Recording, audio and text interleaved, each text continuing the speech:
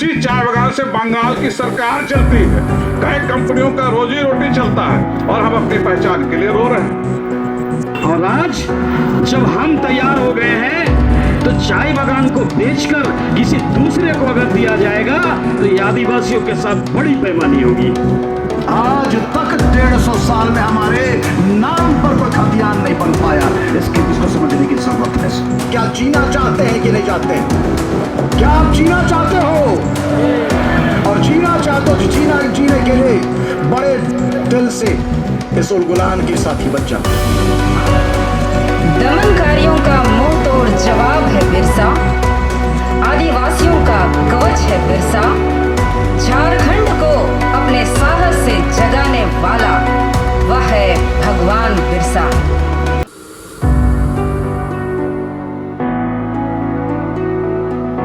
तो आज इस मंच को मैं ससम्मान शत शत नमन करता हूं इस बिरसा जयंती पर। आदिवासी शुरू से ही योद्धा रहे हैं, आज हैं और कल भी रहेंगे। हम बिरसा के सपूत हैं और बिरसा के साथी सिद्धो कान्हो, चांद भैरव फूलो झानो बहुत हमारे आंदोलनकारी रहे हैं जिनके हम बेटे बेटियां हैं। बिरसा ने इसी उलगुलान के इतिहास रचा था। आज आपको और हमको ऐसे इतिहासों को रचने की जरूरत है, ऐसे इतिहासों को लिखने की जरूरत है। मैं बार बार कहता हूं, यदि कोई अपना इतिहास लिखना नहीं जानता है तो कोई बाहर का आदमी आकर के आपका इतिहास लिख देगा और आपको उसको पढ़ना पड़ेगा। आने वाले जनरेशन्स को उस इतिहास को दोहरा करके आंसुओं में आपको बताने पड़ेंगे जो आपका इतिहास नहीं होता है। जब भी हमारे ऊपर में ऐसा कोई प्रकोप, ऐसा कोई एजिटेशंस, कोई ऐसा मूवमेंट्स होता है, ऐसी कोई प्रताड़ना की जाती है, तो उलगुलान को उन्होंने याद रखने को कहा है। उलगुलान का मतलब है मरे हुए नहीं है, जिंदे उलगुलान करते हैं। और यदि हम जिंदे हैं तो कदापि जल और जंगल और जमीन को लुटने से हम नहीं देंगे। मैं आज पूछना चाहता हूं, खुद से पूछना चाहता हूं, आपसे पूछना चाहता हूं कि हमारी जिंदगी आदिवासियों की क्या पलायन के लिए बनाई गई है? क्या हमारी बेटी और बहनें जो पलायन करके दिल्ली, बंबई, पटना जाती हैं, बर्तन धोती हैं, जूठे खाती हैं, दूसरों के बाल बच्चों को पेट और पोटे में लेकर के आती हैं, क्या इसके लिए हम बनाए गए हैं? क्या 150 साल पहले आपने झारखंड छोड़ा था, छोड़वा दिए गए थे। तकलीफ रही थी, भुखमरी रही होगी, प्रेशर रहा होगा, जबरदस्ती रही होगी, और आपको रेलों के द्वारा, नावों के द्वारा करते करते चाय के बगानों में से आपको फेंकते चले गए। और जयरामपुर, वहां पर चाइना बॉर्डर तक हमारे आदिवासी भरे पड़े हैं। ये बेटी को धन्यवाद, वो इसलिए आपका आवाज मांगना चाहती है, आपको देखना चाहती कि कितने पानी में आप जी रहे हैं। और कल के दिन में कहीं यहां हादसा हुआ तो एक और पलायन यहां से जाना पड़ेगा जिसका वो जिक्र कर रही है, जिसको वो बताते हैं। छुआ कहां जावा? रोहतास से पलायन करके हम रांची और सुतियाम्बे पहुंचे थे। सुतियाम्बे में हमारा राजनीतिक पलायन हुआ था और गद्दी हमारी छीनी गई थी। और वहां से फिर एक पलायन हुआ जब अंग्रेजों ने हमें 150 साल पहले यहां पलायन करवा दिया चाय के बगानों में। आज तक 150 साल में हमारे नाम पर कोई खतियान नहीं बन पाया, इसको समझने की जरूरत है।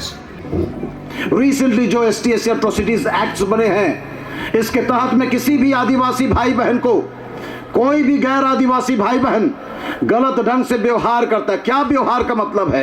कोई जा रहा है काम करने को, उसे पकड़ कर कोई काम से उल्टा ले जाता हो, किसी को मलमूत्र पिलाने की बात हो, चीर हरण करने की बात हो, सड़क चौराहे पर उसको बेइज्जत करने की बात हो, सब पर FIR करने की का कानून बन चुका है। हमको जानने की जरूरत होगी।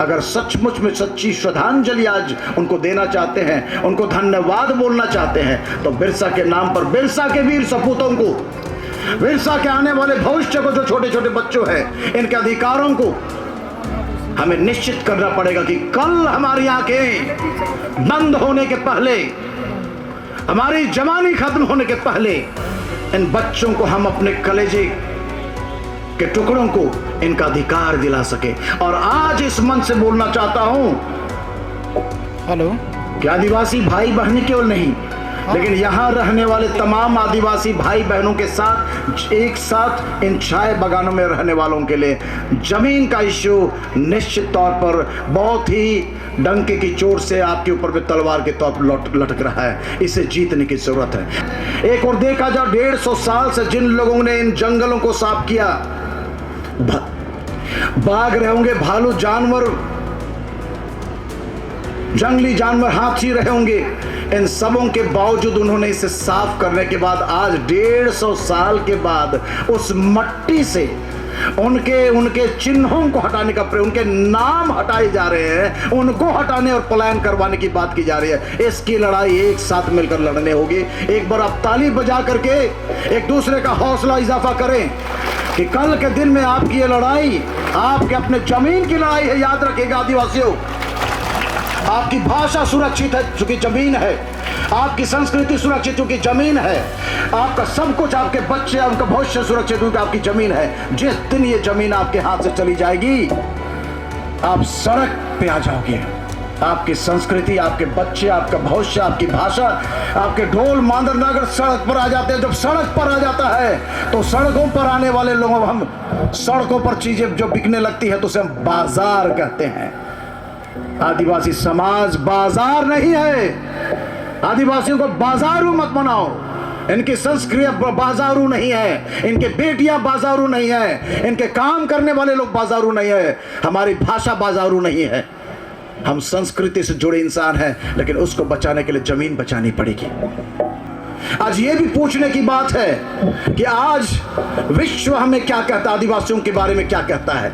थोड़ा सोचिए तो, कितने जगह हमें पियंकड़ कहे हम जाते हैं, कितने मतवार हम लोग कहे जाते हैं, कितने जगह ढीला काम करने वाले कहे जाते हैं, कितना जगह फालतू हमारा नाम लिखा हुआ है, कितना जगह धांगर हमें बोला जाता है, कितना पिछलग्गू हम लोग। इसे बदलने की भी जरूरत है। मैं पूछना चाहता हूं कि आज के दिन में आदिवासी समाज और उनके साथ रहने वाले तमाम लोग, हम क्या जीना चाहते हैं कि नहीं चाहते हैं? क्या आप जीना चाहते हो? और जीना चाहते हो, जीने के लिए बड़े दिल से इस उलगुलान के साथी बन जाओ।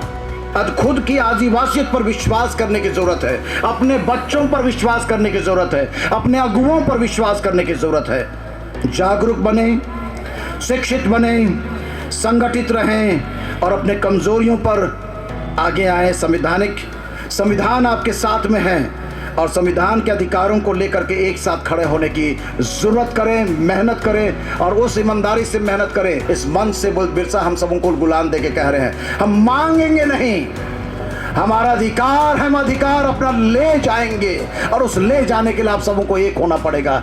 कितने लोग एक होना चाहते हैं? हाथ उठा करके जय आदिवासी का नारा लगाइए। जय आदिवासी, चाय बगान के आदिवासी एक हो, चाय बगान के आदिवासी एक हो। जल जंगल जमीन हमारा है, जल जंगल जमीन हमारा है। अपने पुरखों 150 साल के पुरखों की जमीन मत लूटो का नारा के साथ में आप सबों को सादर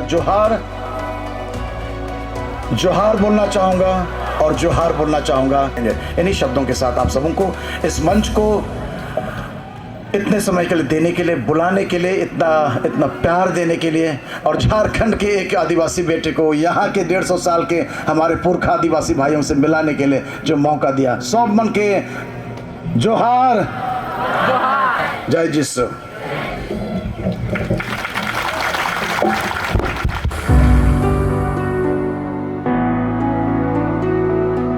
देखता हूँ कि कई जगह हमारी भाषाएं लोग बोलते हैं। यहाँ सादरी बोलते हैं, नागपुरी बोलते हैं, कई जगह कुड़ुक भी बतियाते हैं, कई जगह मुंडारी भी बतियाते हैं, कई जगह संताल भी बतियाते हैं। तो भाषाई रूप पर हम कहीं कहीं एकजुट दिखते हैं, लेकिन राजनीतिक रूप से जो हमारी पहचान बननी चाहिए, जो अधिकार होना चाहिए, वो हमें नहीं मिला है। मसलन जमीन पर हमारा अधिकार नहीं मिला है हमको।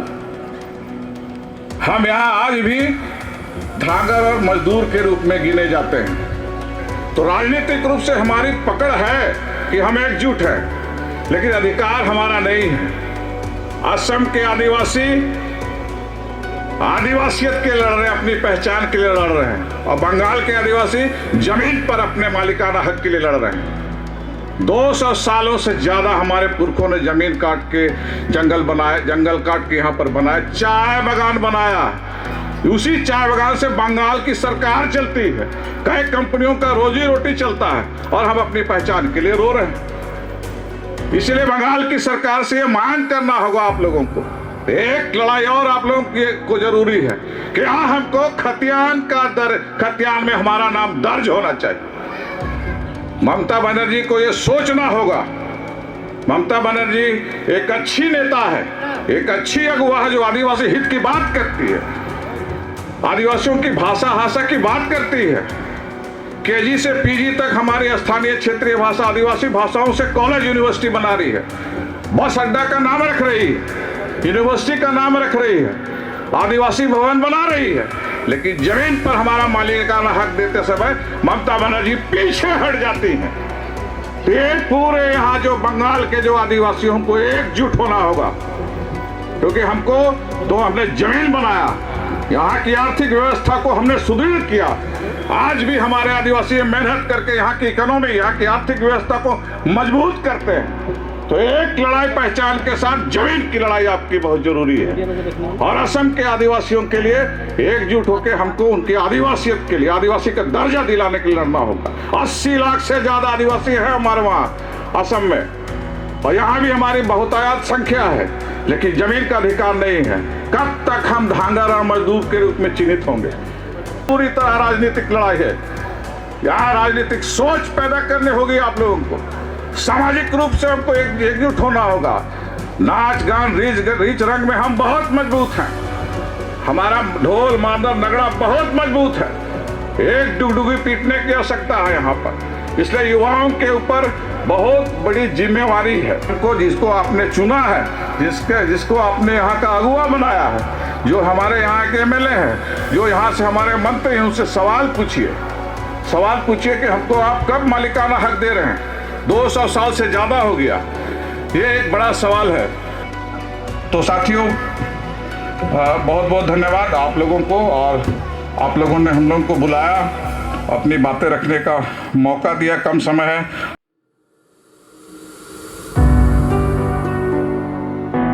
आज भी हम बंगाल में आने के बावजूद उन्हीं परंपराओं से जुड़े हुए हैं जो हमारे पूर्वजों ने हमारे लिए बनाया है। और आज भी हमारे मुंह में हमारी अपनी मातृभाषा है। हम मुंडा है तो मुंडारी बोलते हैं, कुड़ुक है तो उरांव है तो कुड़ुक बोलते हैं, खड़िया है तो खड़िया हमारी भाषा है, संथाल है तो संथाली हमारी भाषा है। अपनी संस्कृति की रक्षा के लिए हमारे पूर्वजों ने आंदोलन खड़ा किया। कोल विद्रोह का एक बड़ा इतिहास है। और जिनकी जमीनें चली गई, जिन लोगों को जमीनों से बेदखल किया गया, ऐसे ही लोग आज बंगाल, असम और देश के दूसरे कोनों में मजदूर बनकर चले गए, चूंकि उनकी जमीनें छीन ली गई, जमीनें चली गई उनकी। ये परिस्थिति वहां पे बनी। आज हम जितने लोग हैं यहाँ पे, 4 पीढ़ी 5 पीढ़ी बीत गई, जमीन की बात को लेकर आज हम बैठे। जब यहाँ पे ईस्ट इंडिया कंपनी आई, जब विद्रोह हुआ, जब संघर्ष हुआ, उस संघर्ष के बल पर ये कानून बने हैं। और सबसे पहले कानून क्या बना था? South western frontier agency 1834। South west frontier agency के दायरे में ये तमाम बिहार, बंगाल, उड़ीसा और मध्य प्रदेश के क्षेत्रों को डाला गया। वो साउथ वेस्टर्न फ्रंटियर एजेंसी क्या था? वो एक कल्चरल टेरिटरी था हमारा। सांस्कृतिक रूप से, भाषाई रूप से जितने लोग इतने बड़े दायरे में रहते हैं, उनको एक एडमिनिस्ट्रेटिव टेरिटरी बना के डाला गया था, साउथ वेस्टर्न फ्रंटियर एजेंसी, जिसमें आपके बंगाल का भी हिस्सा था। और उसके बाद 1875 में लैंड का, जमीन के लिए सर्विस सेटलमेंट का काम शुरू हुआ under act 1875, Bengal tenancy act. और उसके तहत जितने भी लोग थे इस टेरिटरी के अंदर में, उनको लैंड राइट्स के लिए, उनके रिकॉर्ड ऑफ राइट्स के लिए, उनके जमीन पर अधिकार के लिए दस्तावेज बनाने का काम शुरू हुआ। और उसी के तहत, सर्वे सेटलमेंट के तहत कई जगहों पर खतियान दिए गए कि ये तुम्हारी जमीन है, इस जमीन पे तुम्हारा अधिकार होगा। इस खतियान में सारी चीजें दर्ज है। तो ऐसे ही कोई किसी जमीन का मालिक नहीं हो जाता है, उसके लिए एक प्रक्रिया बनाई गई है टेनेंसी एक्ट के अंदर में। और जब 1908 में छोटानागपुर टेनेंसी एक्ट झारखंड में बना, तो झारखंड के क्षेत्र को 1908 के छोटानागपुर टेनेंसी एक्ट के लैंड मैनुअल के तहत लाया गया। लेकिन बाकी जगहों पर जो भी कानून बने वो 1879 के बंगाल टेनेंसी एक्ट के तहत ही रखा गया। तो आज अगर हम बात करते हैं यहाँ पे जमीन के अधिकार की, तो बंगाल टेनेंसी एक्ट के दायरे में यहाँ पे रहने वाले जितने भी आदिवासी समुदाय हैं उनको आना चाहिए। और हम ये देखना चाहते हैं कि यहाँ के लैंड सर्विस सेटलमेंट में किस तरीके से जमीन का बंटवारा किया गया है। ऐसे ही कोई सरकार किसी जमीन को उठाकर किसी को दे नहीं सकती है। सरकार के पास दस्तावेज होगा किसी कानून के तहत कि ये जमीन किन के लिए छोड़ा गया है। सरकार के पास वो कागज होगा और उसी कागज को खोज करके जमीन के असली मालिकों को जमीन देने की बात हम कह रहे हैं। यहाँ वही सवाल है कि जब यहाँ पे सर्वे सेटलमेंट हुआ जलपाईगुड़ी डिस्ट्रिक्ट का और अलग अलग जिलों का सर्वे सेटलमेंट हुआ है, उस समय निश्चित तौर पर हमारे लोग यहाँ पर आ गए थे। चारों लोग जब डुअर्स में 1854-1855 में चाय की पहली कंपनी आई, तो यहाँ पर छोटानागपुर के लोगों को मजदूर के रूप में लाया गया। इसका भी इतिहास है और सरकार का सेंसस रिपोर्ट भी है। सरकार के तमाम दस्तावेज जीवित हैं कि हम कब यहाँ पे आए हैं और आने के बाद हमने क्या किया है। हमारे पूर्वजों ने जंगलों को साफ करके, जंगल झाड़ को साफ करके उसको खेती के लायक बनाया, चाय बागान बने यहाँ पे।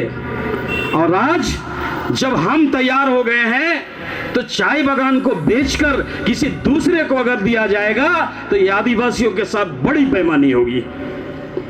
हमने चाय बागान बनाया, हमने यहाँ की आर्थिक स्थिति को संभाला है और आज जमीन आप किसी दूसरे को देंगे, ये बेईमानी होगी हमारे खिलाफ।